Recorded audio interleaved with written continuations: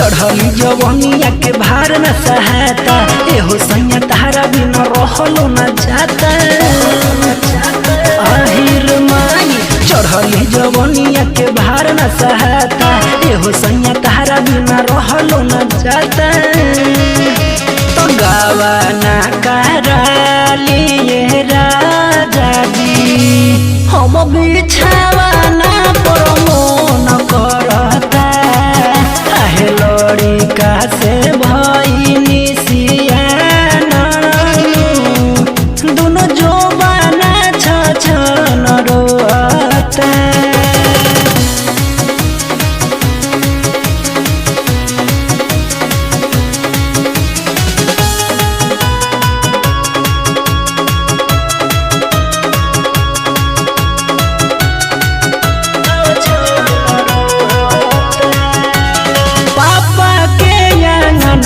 हमारा मानवा ना लागे पोरे पोरे देहिया पिराए आहे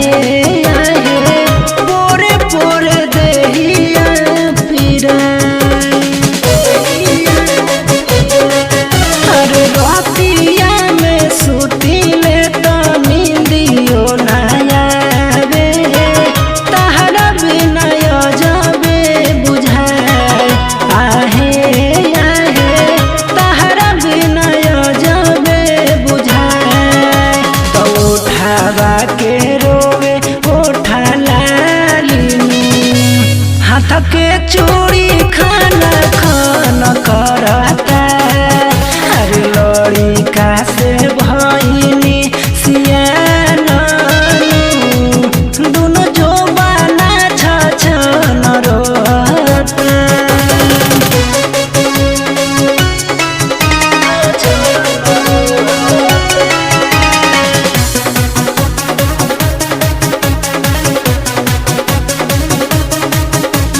तनिको बरदास अब हो तो नइखे राजा तू ही बोल करी का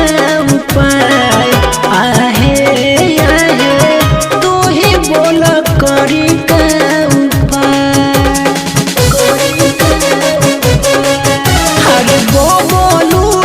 दे दर्द बुझी ना भीतर के